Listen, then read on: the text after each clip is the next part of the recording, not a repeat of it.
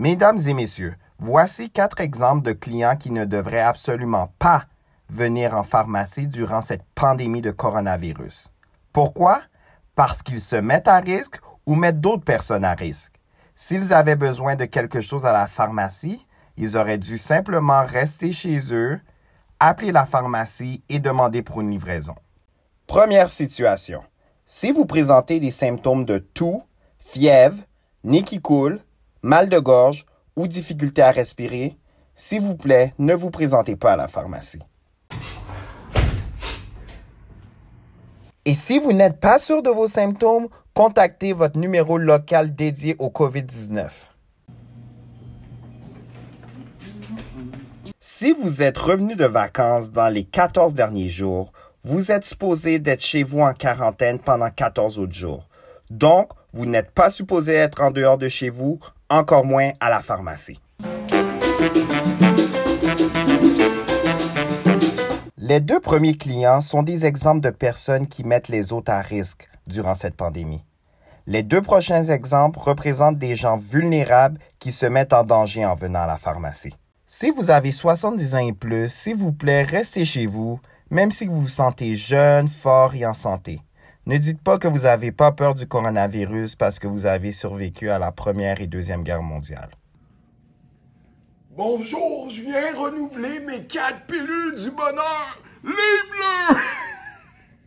Vous êtes aussi considéré vulnérable et à risque si vous avez des problèmes de santé chroniques tels qu'une maladie cardiaque, une maladie pulmonaire, diabète, cancer et d'autres conditions qui affaiblissent votre système immunitaire.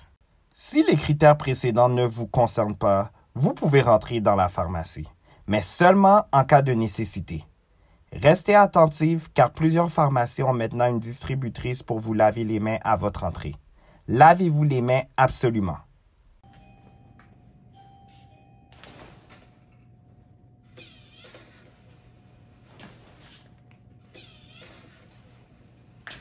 OK, c'est assez là, laissez-en pour les autres.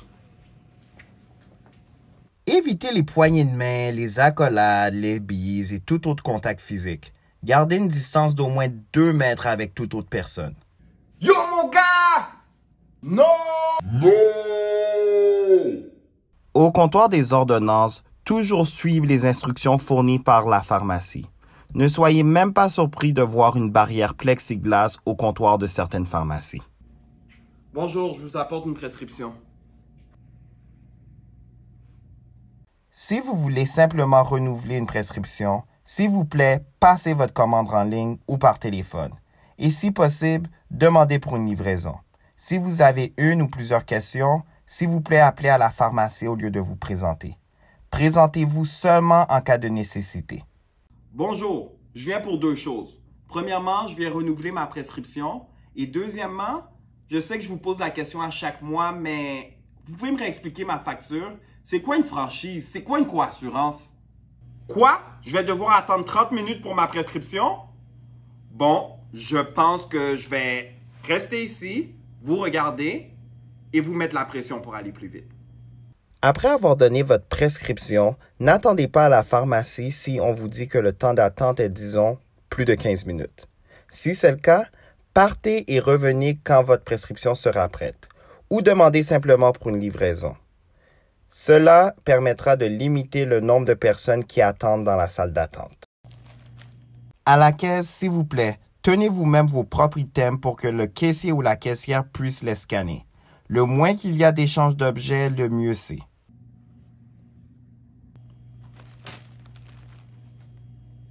S'il vous plaît, ne payez pas avec de l'argent comptant. Payez avec votre carte de crédit ou votre carte de débit. Le coronavirus peut vivre sur les objets jusqu'à 6 jours.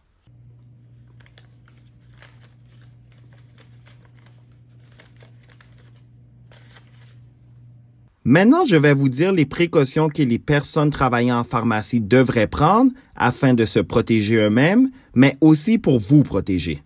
Donc, pour ceux qui travaillent en pharmacie, lavez vos mains avec de l'eau et du savon pour au moins 20 secondes avant et après votre quart de travail. Durant votre quart de travail, lavez vos mains le plus souvent possible avec du désinfectant pour les mains ou avec de l'eau et du savon. Lavez toutes les surfaces suivantes avec de l'eau et du savon plusieurs fois durant la journée. Les comptoirs, dans le laboratoire et à la caisse, les téléphones, les chaises, les claviers, les postes de travail, les terminaux de paiement, les poignées de panier et les poignées de porte.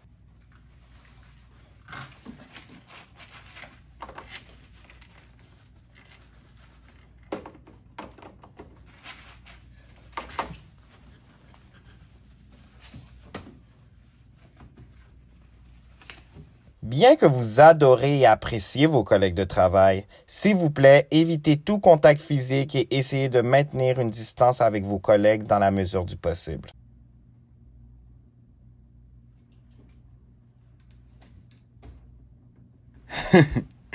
Ok, c'est un peu exagéré, mais vous comprenez le message. Encouragez les renouvellements en ligne et par téléphone.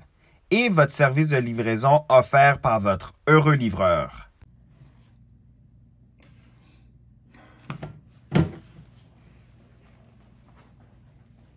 Depuis plusieurs jours, on dirait que la Terre a arrêté de tourner. Plusieurs entreprises, magasins ont dû fermer leurs portes complètement ou partiellement. Toutefois, les pharmacies et d'autres institutions de santé doivent continuer à opérer parce qu'ils ont un rôle important dans la gestion de cette crise. C'est pour cette raison qu'il y a plusieurs changements dans nos procédures. C'est pour ça qu'on a besoin plus de jamais de votre collaboration et de votre compréhension. Protégez-nous pour qu'on puisse continuer à prendre soin de vous. Si vous voulez plus de contenu pratique et divertissant comme cette vidéo, aimez cette vidéo, abonnez-vous à ma chaîne et activez ce bouton de notification pour ne rien manquer. Laissez vos commentaires et vos questions dans la section en bas et laissez-moi savoir ce que vous voulez que j'aborde dans mes prochaines vidéos.